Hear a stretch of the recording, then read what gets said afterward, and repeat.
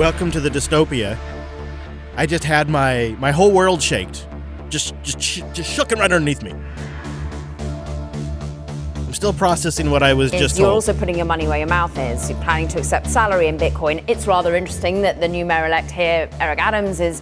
So they're taking salary in Bitcoin in Miami, the mayor is, and now they've launched MiamiCoin. First has become a friend, and we joke with each other and kid each other all the time. And so maybe it's difficult for him to do it. It's very easy for me to do it. So I don't know if there's a generational thing there or something's going on. But we use an app called Strike. And that allows us to convert it instantly. So it's like a direct deposit feature. So it actually directly deposits the money into a digital wallet. And so it's very easy for us to do. And I'm doing it with a variety of different cryptocurrencies on my Mero salary. And I think, things like putting the Satoshi white paper on our website, we're the first city in the country to do that. So he wants to make Miami competitive by going all in on crypto. Paying our employees in Bitcoin. We've already paid multiple employees in Bitcoin, including myself. Allowing our residents to pay for fees and taxes in Bitcoin. And then, of course, the MiamiCoin, which now created a New York coin after the MiamiCoin. The MiamiCoin. So you can get paid in Bitcoin, you can pay your taxes in Bitcoin, and you can buy and trade the MiamiCoin. How about this? And then, of course, the MiamiCoin, which now created a New York coin after the MiamiCoin, which has generated $30 million in revenue in 3 months. From the mining revenue that gets put into our digital wallet. We're $30 million in 3 months for the MiamiCoin. I want to know, would you buy a coin for your city? Where the nearest city to you? Would you buy your local coin? In revenue in 3 months from the mining revenue that gets put into our digital wallet. We're staking that, and we're going to give every one of our citizens a Bitcoin dividend on a quarterly basis. So not only they're going to have money in their pocket from innovation of the city, but they're going to learn about Bitcoin as well. They're going to give a Bitcoin dividend to Miami citizens? I'm having a hard time even processing these words. Mayor, talk to me from a big picture perspective. A lot of critics would say, okay, the appeal is cost of living, it's the good weather, it's low taxes, right? But eventually with the flock of people, you're going to need to get better housing, get better schools, fix the roads, fix the bridges. With that is going to eventually become higher taxes. And it's just going to be this revolving circle. What is the case really that you can make to stand out for the long term? I'm laughing because I love when a sentence begins, the critics say, right, ... But for us, it's actually been a completely different story. We've reduced taxes to the second lowest level since the 1960s. Obviously, we don't have a state income tax, and our budget has doubled in size. So the people who think that you have to raise taxes to increase the size of your budget are completely wrong. The more you increase taxes, the more people are going to flee, which is what we're seeing in some of these high tax states. And then you're going to lose revenue, which is going to create a budget hole. It becomes sort of a vicious cycle. So for us, we've seen the exact opposite scenario.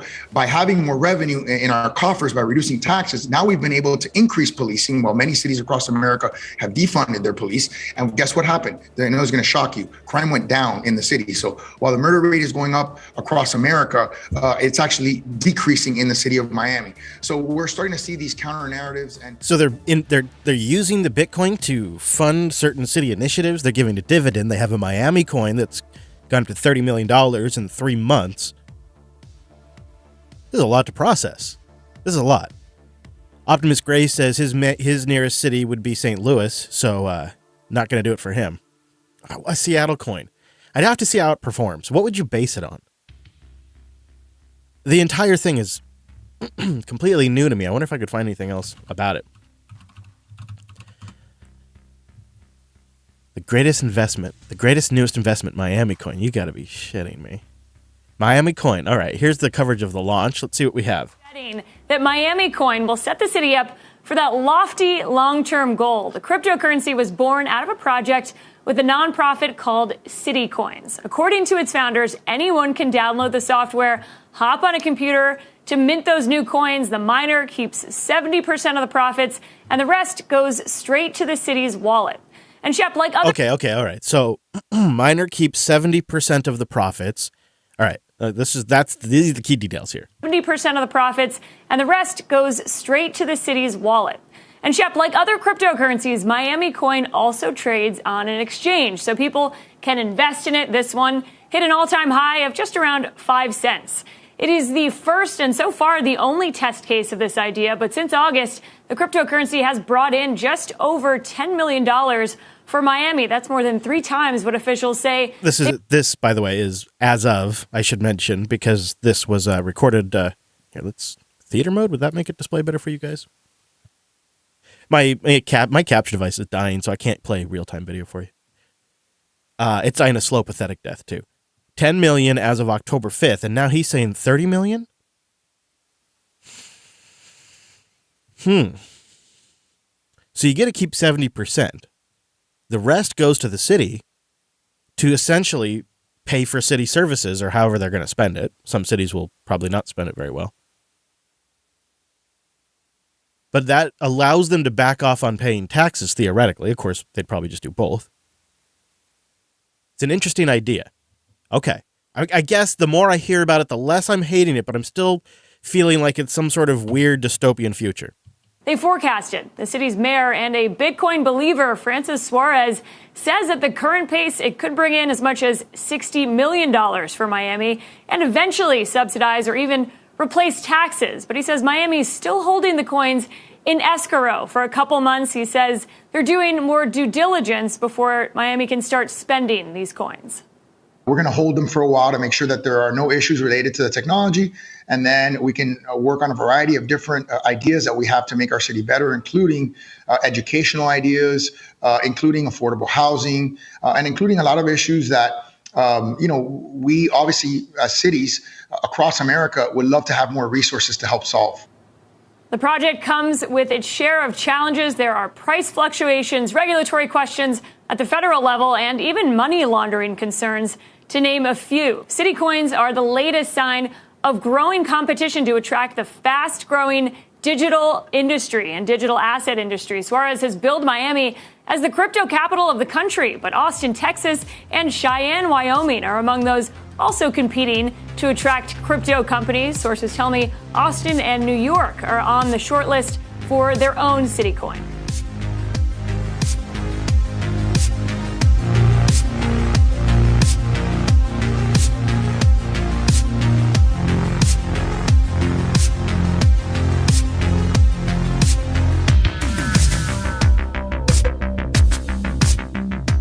Well, you're going to see a lot of different implementations possibly, and one of them inevitably, or many of them, will have corruption. And then you will have a currency that the city is creating, or an asset being created by the state or the local city that is involved with money laundering and fraud. And these coins, what they'll do is they'll be pumped up in value initially. This is going to be a thing. This is going to be bad for Bitcoin because these coins will initially take off like rockets, like the MiamiCoin is and others. MiamiCoin will probably be the strongest because there is a first mover's advantage here. Oh boy. And then what's going to happen is all the other cities are going to start getting, well, a lot of other cities will start getting involved. States and cities. It's going to be a mess. And you're going to see this happen. As they go up in value, the city officials, the people running, the managing their part of it, will use that inflated temporary price to buy Bitcoin. They're going to turn it around and convert that into Bitcoin. And they'll buy Bitcoin when their price is at a premium. And then when they start doing that and they start selling and they start buying the Bitcoin to do it, they have to sell to buy the Bitcoin, that's going to start to crash the price. So the cities will cash out and they'll move this into Bitcoin. The price will drop, and it'll artificially inflate the price of Bitcoin while they do it. Then as the value of all these currencies tumbles, after a while, they'll all start to tumble. Then the very price that propped up Bitcoin will start to crumble, and it'll affect the price of Bitcoin as well. It's going to be a mess.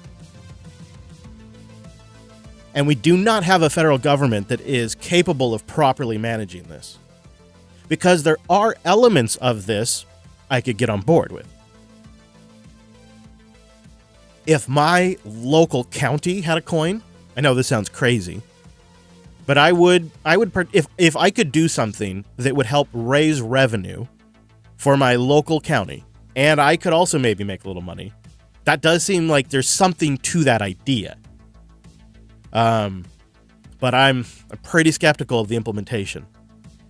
And I suppose if I lived in downtown Seattle, and if they raised revenue via cryptocurrency to help with the homeless population or something, that would be something I think a lot of my citizens would be compelled by. So that shared goal would add value. That would be value created by the Seattle coin. If the city of Seattle said we're going to use these funds to help build homeless camps and set up shelters for the homeless and feed them, a lot of us would think that's a worthy cause. And I could see that adding intrinsic value to something that would otherwise be valueless. If supporting your city is valuable to you and you can achieve that through a cryptocurrency, I could see some people adopting that. And you could even see like local businesses that use the Seattle coin and they get a special kickback, a special percentage from the city. I mean, you could see how far this could go. I don't know if I think it's a good idea or not, though. It feels like instead of having one true currency, we're going to have thousands. And you'll have some big cryptocurrencies that are essentially the primary stores of value that everybody's going to move things in and out of. And you're going to have all these other cryptocurrencies that are popping off and dying and popping off. It's going to be stocks times 100, right? Because the volatility, the speed at which it moves, and the global nature and the 24/7 aspect of it, right? Because who says a rich billionaire in Russia couldn't go buy up a ton of MiamiCoin and start effing with the market? I bet you there's nothing that says you have to be in Miami to own that coin, right? So you could start to see how people could really manipulate this thing and how that would force some sort of federal regulation. And then we get into a state versus federal rights thing. And that's also going to be just a huge political mess. Political lines will be drawn and sides will be declared. That's what I suspect will happen. Miami's kicking it off. Austin's next and New York's on the list. So it's coming. Wonder how long until Portland or Seattle or San Francisco are on there.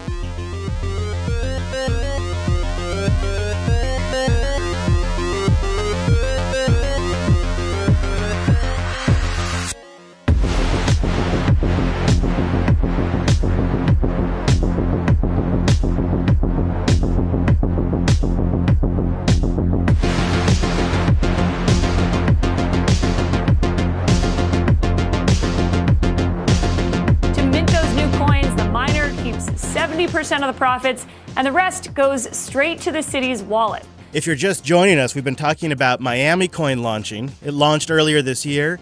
Miami now has their own cryptocurrency that's around $30 million. They're letting citizens pay for taxes in MiamiCoin or Bitcoin, and some of the city staff, including the mayor, are taking some or all of their paychecks in Bitcoin. Miami says that they can use some of the funds raised to pay for things like police enforcement and other things that have been defunded recently. So the question I've been asking the chat room is, would you buy a local city coin? Now, Avathan here says that there's no such thing as fixing social problems and using crypto at the same time. And I think he probably knows I kind of disagree with that. My mindset is you have a technology, which is amoral, and then you have how people use it. And this is a universal debate we have about all kinds of things, but it is 100% applicable to cryptocurrencies as well. You could look at Bitcoin as just a volatile asset that can be a store of wealth and not a currency. And I think if you start looking at things like Ethereum or MiamiCoin or Bitcoin as an asset comparable to gold and silver but digital equivalents, you might start to see some of the shift. Like the nice thing about Bitcoin for, say, people who are lower on the social tier or don't have a lot of or no disposable income, you can Satoshi down these Bitcoins into teeny tiny amounts, and you can buy tiny bits at a time, $10 worth, $25 worth. And you can stack that and stack that and stack that and stack that over time.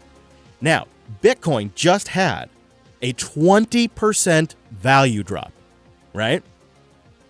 But if you started getting in at the beginning of the year, even with this 20% drop, Bitcoin has had a 160% gain for the last year, even after the drop, and it's recovering right now from the drop. But even at the bottom of the drop, Bitcoin had gained 160% in value from the beginning of the year. Now, if you've been stacking like from the beginning of the year, that's pretty great. And I just kind of went through this. So I decided to just experiment with this about the beginning of the year. And I started buying small amounts of Bitcoin every Friday, like $25 here, maybe $50 here, depending on what I could afford. And then, by just dumb luck, I decided right before the price crashed over the weekend to cash out some of that Bitcoin for Christmas, to buy Christmas gifts. Because I think if you can convert that stuff into physical goods like that, that's, it's not a good investment strategy, but it's how I'm using it right now. I'd rather use that than credit. So I had put about almost $300 worth of cash into Bitcoin since the beginning of the year, just buying little bits at a time here and there. And I withdrew this weekend $480. Now, after fees, it was $450. But I put in almost $300, and I took out, after fees, $450. And that's just been since about April. And now I'm paying for Christmas with some of that stuff. I don't have another way to build wealth. I can't buy real estate anymore. And even if I could buy real estate, I don't have the personal bandwidth to maintain the real estate, to even do the paperwork and pay the taxes. I don't have the bandwidth for that. So, and I don't have the money to and I don't really have anything to leverage for the loan. So I can't do the real estate thing. I don't really understand the stock market well enough to feel like I'm not going to screw myself. So I don't really do anything there. I don't have a company retirement account because I'm an independent business person in a sole proprietorship. So there's not a lot of tools. Plus, I've chosen a very minimal mobile lifestyle. So I can't really accumulate valuable things and store them in my RV. And I don't really have any interest in paying for gold because to me it's just a rock. It's a useful rock that has a lot of good industrial applications, but there's a lot of it out there, and I don't personally want to have a bunch of metals and rocks. I want to store my wealth digitally. And so Bitcoin is a form of mathematically provable property. That's what it is. It's an asset that is mathematically proved and secured by a peer-to-peer network, with a central ledger that tracks who owns which coins, and everyone can have a copy of that ledger. How people use it? Well, I mean, we could talk about how the Biden family pays each other off with diamonds, right? Or we could talk about how most drug sales are in cash, or how we give bags of cash to the Afghans. What are they using cash for? Who knows, right? Like cash is the ultimate crime currency. Cash is. So we got to be realistic about that by probably orders of magnitude more, right? So the technology does not necessarily equal the use of it. And there is an opportunity for people that are lower on the social economical ladder to actually build wealth if these things don't blow up in their face. But just like playing in the stock market can blow up in your face, times 5 that, so can cryptocurrencies. But there absolutely is a place for people lower on the wealth ladder. Now, when you start taking it to things like city coins, like MiamiCoin, and then you times that to an Austin coin, I mean, maybe, I don't know. Would you, say you knew you were going to move to Austin in 2 years. Do you start buying Austin coin? It does start to become a casino. And people's concerns about that, about the fraud and Ponzi scheme nature of it, are legitimate. Because those aspects of it are concerning, but they don't necessarily mean the technology is bad and there isn't some fundamental use.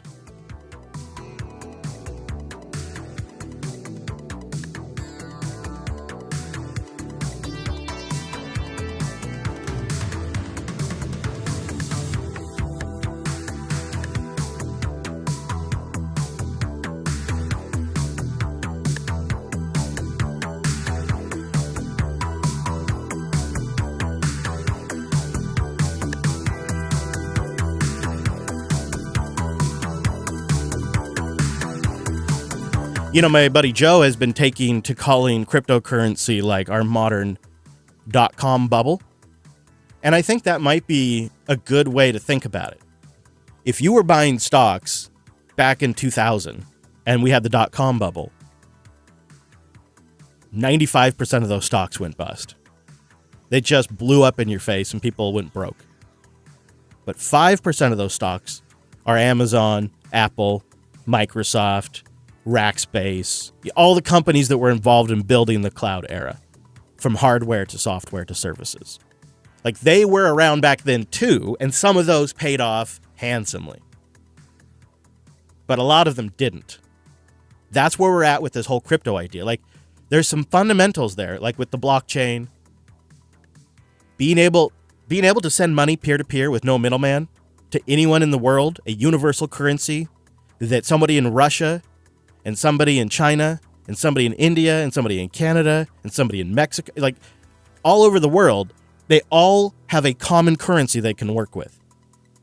That's clearly fucking needed. Like, that's just obvious, right? That's just like, in the age of the internet, especially, like, you look at my kids, man, they're growing up online, especially these COVID years. You think they're going to find value in physical crap that you got to move around or like paperwork you got to deal with? No, they want something they could buy on their iPhone in 15 minutes. And, you know, that often gets thrown around despairingly, but you know what? The technology should actually enable that. That's not an unrealistic expectation in 2021 and on. So we also have to think about this from a younger generation who values things like avatar skins in Roblox. It's a huge market right now, is these digital goods, in-app purchases, these tokens. And that's how app stores make money now. And if they value that stuff that is literally never going to gain in value, it's never going to do anything but buy more crap in a game for them. Are cryptocurrencies really that much more of a leap? Don't they actually make more sense because they're cryptographically verifiable? You can trade them with anybody. They have value amongst many areas of things and utility. Cryptocurrency is the conversion of energy into wealth, into a store value, and it's very expensive right now. But that's an area where people are going to invest a lot too, is making it greener and greener. And as people do that, that hype cycle is going to keep going. I mean, we are entering like this dot-com bubble mutant that's probably going to go for a while. It's going to build, and it's going to get outrageous. And then one day, it's likely going to give. And there will be a few left standing. And I think, so it's not a bad analogy to say it's like the dot-com bubble, but just a global 2021 dystopian version of it. All right, well, Coder's coming up here in just a minute. Mike's going to be joining me shortly. And we got a good show planned.